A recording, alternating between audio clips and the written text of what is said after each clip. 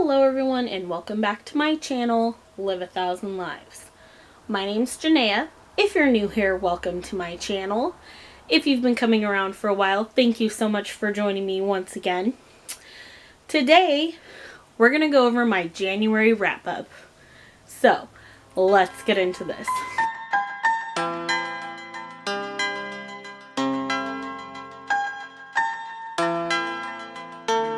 In the month of January, I read a total of 5 books. Technically, I read a total of 7. However, I DNF'd 2. So that brings my total down to 5. I will go over my ratings first. I DNF'd 2 books. I gave 0 1 stars, 0 2 stars, 1 3 stars, 3 4 stars, and 1 5 stars. I read 4 physical books and 1 audiobook. I read 6 female authors and 2 male authors. And the years published were 3 in 2018, 2 in 2017, 1 in 2016, and 1 in 2013. This 5 books without the DNF books pages read, I read a total of 1,617 pages for those 5 books. I didn't count the DNF'd ones because I didn't finish it. Also, I do not rate my DNF'd books, so there's that. So I'm going to start with the books I DNF'd. The first book I DNF'd was Strings, A Love Story by Megan Edwards. It wasn't that I didn't like this, it was that I wasn't feeling this for now, so I'm DNFing it to hopefully read it maybe some other time.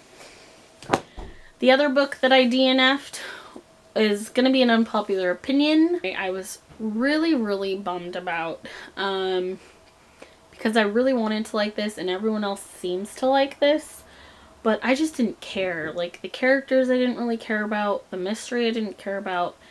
I just didn't sync well with me. So that book is Daughter of a Burning City by Amanda Foody.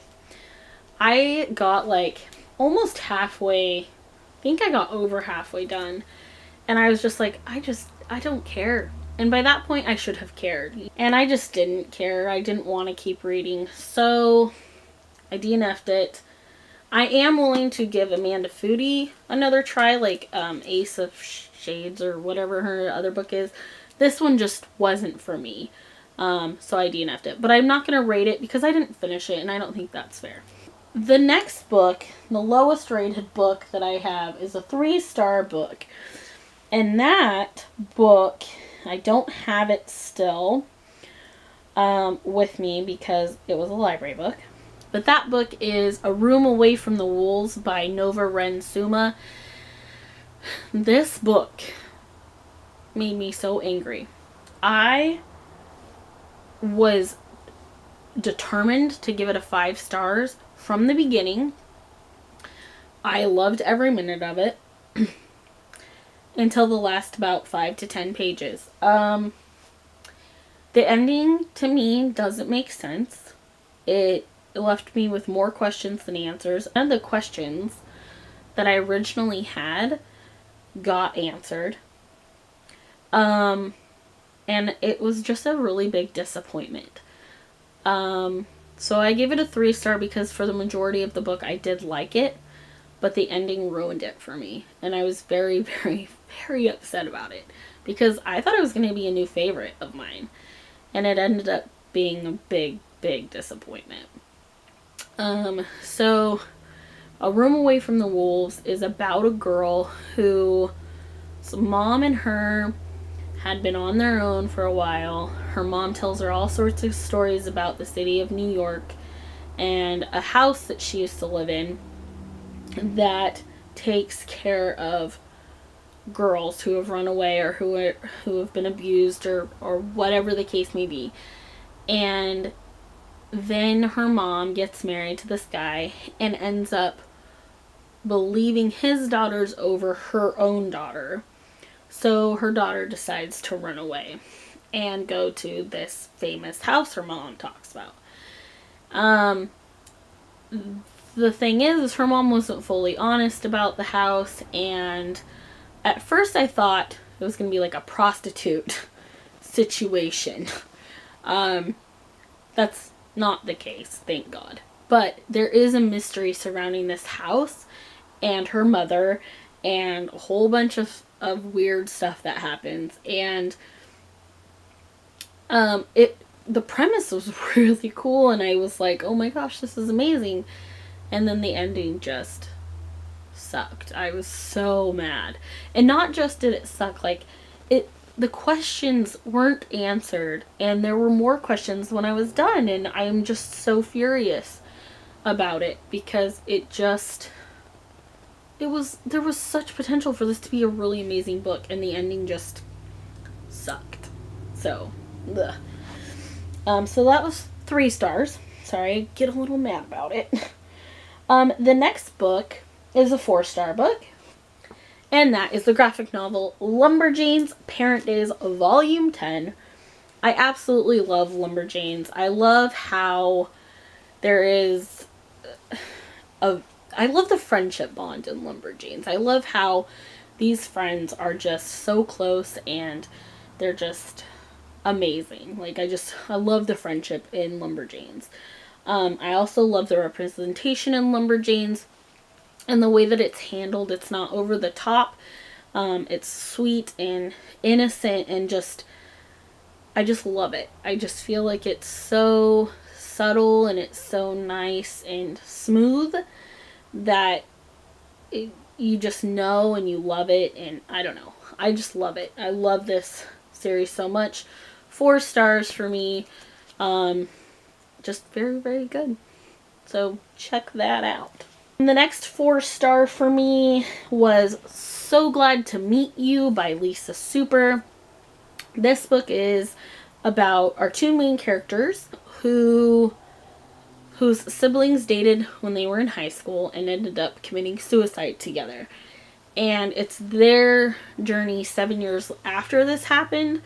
And like, they find something of their siblings that draws them together, and it's their adventure on working through their grief and working out who they want to be without the shadow of what has happened hanging over them.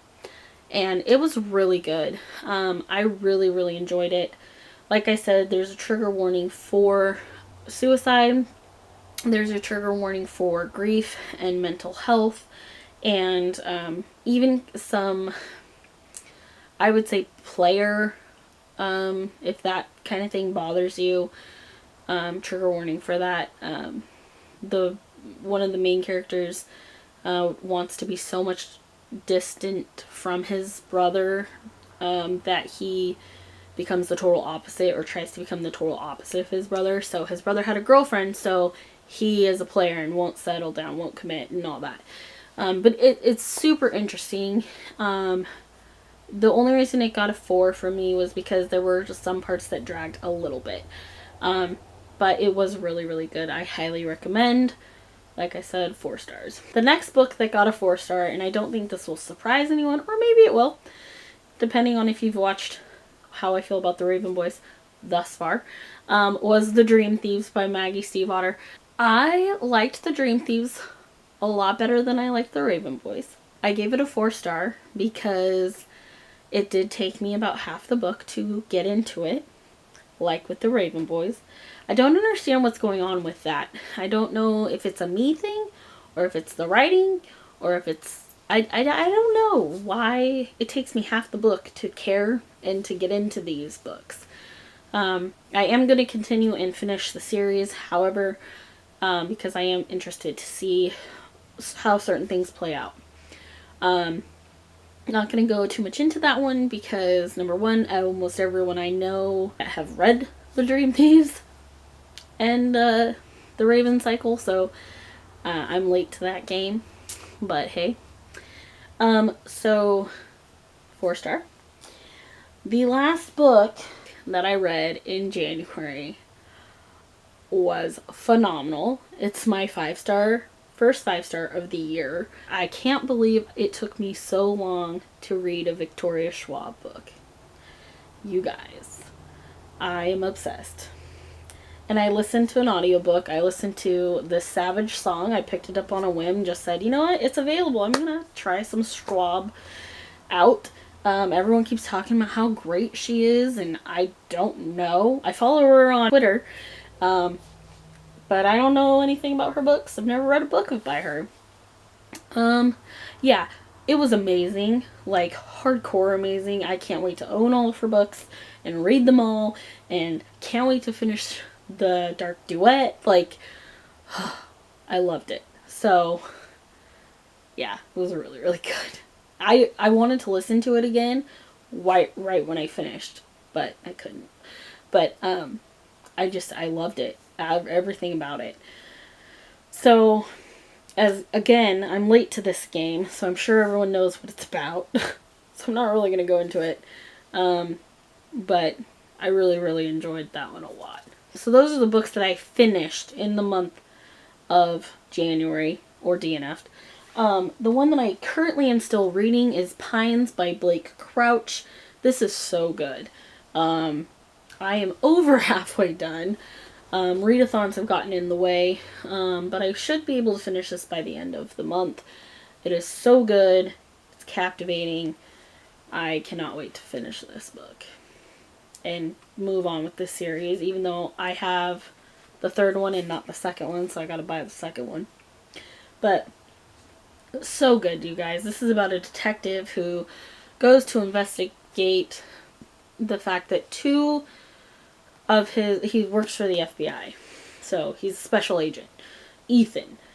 He goes to Wayward Pines, Idaho, to check on 2 other FBI agents who have gone missing after being sent there.